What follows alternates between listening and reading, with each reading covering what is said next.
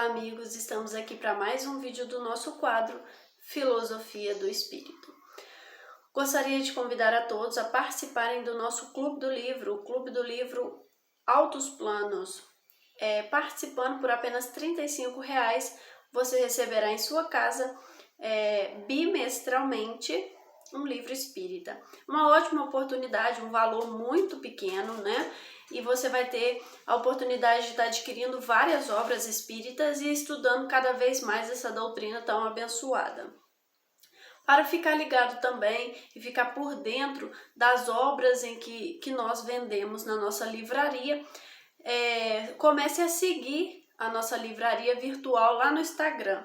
Basta você pesquisar Livraria Altos Planos e ficar por dentro de todas as obras que nós estamos vendendo, que nós temos para oferecer para vocês, certo? Bom, qualquer dúvida, qualquer informação que vocês precisarem, necessitarem e desejarem, basta entrar em contato com o número que vai estar aqui debaixo do vídeo, na descrição também desse vídeo e também numa faixa que vai estar aparecendo aqui para vocês, certo? Então vamos lá. No meu último vídeo eu comecei a falar sobre a Grécia Antiga, né? Já fiz 2 vídeos aí falando sobre a Grécia Antiga.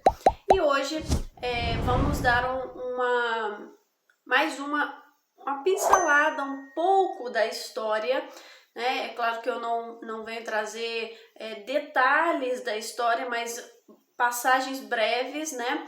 Se você quiser conhecer mais da história, entender mais a fundo sobre determinadas questões que eu venho falando aqui para vocês, você deve procurar algum livro de história, né?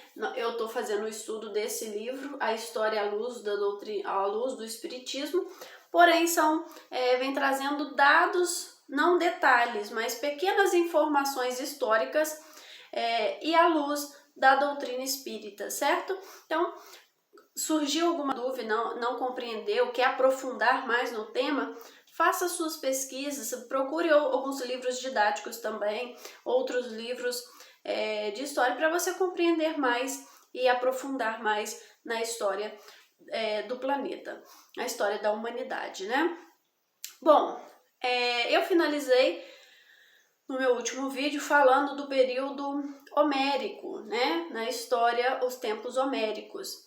E disse para vocês que tudo que se sabe a respeito desse tempo, nós sabemos das informações através dos poemas, das histórias contadas por Homérico.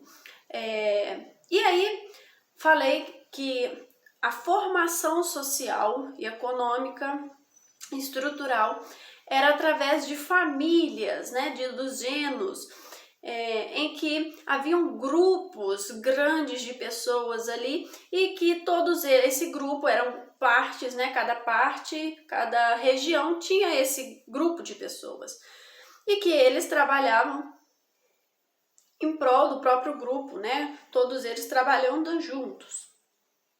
E com o passar do tempo houve um crescimento populacional muito grande e começaram as necessidades das terras privadas, a privatização das terras, né? Porque já não estava tendo terra suficiente para atender a todos. E aí esse grupo começam a crescer e aí a consolidação das cidades-estados, começam a formação das cidades-estados. Ou seja, cidades independentes, cidades-estados significam que elas são independentes, não dependem uma das outras, não estão ligadas, né? Às vezes, muitas delas guerreavam, como nós vamos ver ao longo da história, que nós temos Atenas e Esparta, 2 cidades de destaque da Grécia Antiga, as 2 que ganharam mais destaque na história, né? E aí surgiram as cidades-estados, a economia, a política, a formação, a cultura, a arte começa a ganhar destaque, começa a crescer, começa a se espalhar, né? E se desenvolver.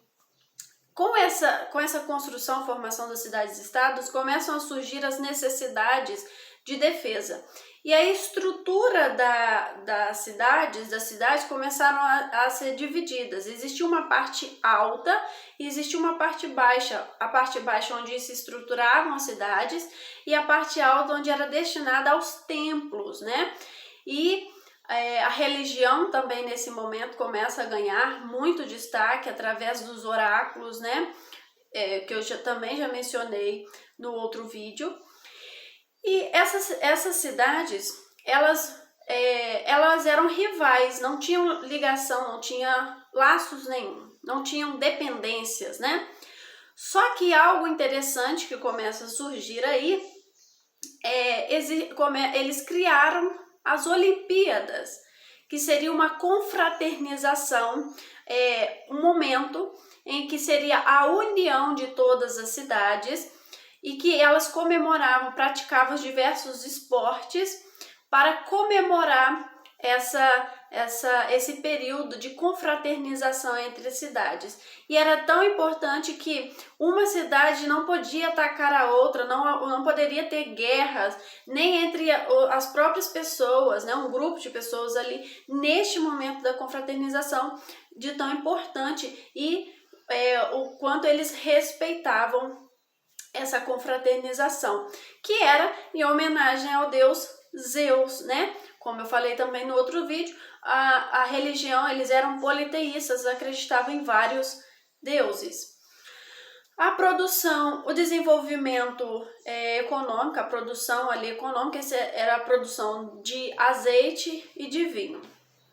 E com o crescimento populacional, como eu mencionei, esse crescimento populacional e a falta de terras fez com que muitas pessoas buscassem outras regiões e começaram a formar aí colônias. E aí surgem as colônias gregas.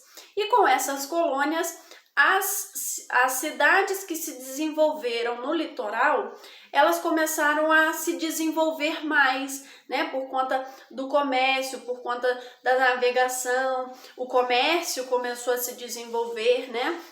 E aí começaram também a surgir novas classes sociais. A divulgação da cultura grega ganhou, né? Essas cidades conseguiam divulgar mais a cultura grega e também absorver outras culturas, né? Por conta da troca de mercadoria, vendas de mercadorias, que passavam muitas pessoas por ali. E aí, nesse momento, nesse período, começa a surgir também, graças a essa movimentação, né? Começa a surgir a filosofia, né? Surgem os pensadores, os primeiros pensadores, que já não aceitam mais as explicações dadas, as mitologias, né? E eles começam a buscar a razão, o pensamento próprio, começam a criar ideias sobre diversas dúvidas que existiam no mundo e que existem até hoje, né? E aí, nesse momento também surge uma ideia, que difere da religião, né? Um movimento chamado orfismo, que foi criado pelo Orfeu, né?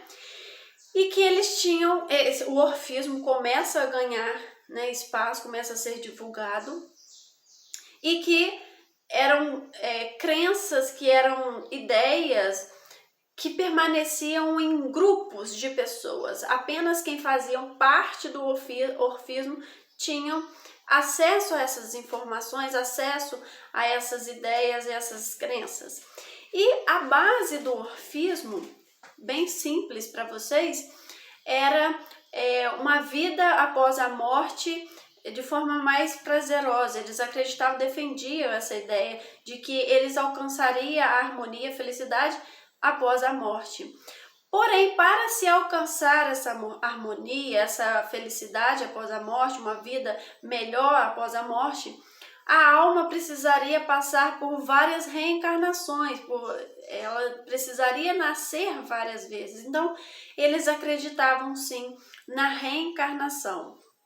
E aí, nós podemos ver que a reencarnação novamente presente em uma cultura, em um povo, né? Como era normal, como era fazia parte mesmo a crença de várias vidas, né? Na necessidade de várias vidas para se alcançar o progresso, para se alcançar a harmonia. Então, era parte também do orfismo, a crença na reencarnação. Uma coisa interessante que vocês podem observar ao longo da história, depois que isso foi algo muito marcante na Grécia, foi que ao acontecer um desenvolvimento muito grande das cidades litorâneas, outras cidades que ficavam mais no interior da Grécia, elas permaneceram um pouco sem desenvolvimento. Então nós temos uma cidade representada como Esparta, que teve um destaque muito grande por conta da guerra, né, pelo seu poder militar, pelo seu desenvolvimento militar, mas que não teve um desenvolvimento cultural, da arte, da filosofia tão grande quanto nós temos Atenas, que era uma cidade litorânea que se desenvolveu muito grande. Nós temos a presença marcante da arte, da filosofia ali em Atenas, e que ela teve um desenvolvimento cultural maior. E aí essas cidades, elas começam até a se enfrentar, a se guerrear, aí duas cidades rivais, certo? Bom, isso foi um pouco do período arcaico, né? Que vai entre os anos de 800 antes de Cristo ao ano 500 anos antes de Cristo, certo? Então nós temos mais um período aí da Grécia Antiga. O que é importante para nós é observarmos como a crença, né? A crença na comunicação com os espíritos, né? A mediunidade, a reencarnação, as bases da doutrina espírita, as crenças da doutrina espírita estavam nesses povos desde muito tempo. E hoje, às vezes, muitas pessoas têm dificuldade de aceitar. Aqueles povos, né, que eram primitivos, que ainda tinham a evolução ainda não era tão, eles não eram tão evoluídos assim, que eles tinham a crença, a razão dizia assim, né, que necessitava da reencarnação, era algo tão natural para eles. E hoje muitas pessoas têm dificuldade de aceitar isso, mas é a doutrina espírita aí alcançando cada vez mais a razão humana, né? Um beijo para vocês e até o nosso próximo vídeo.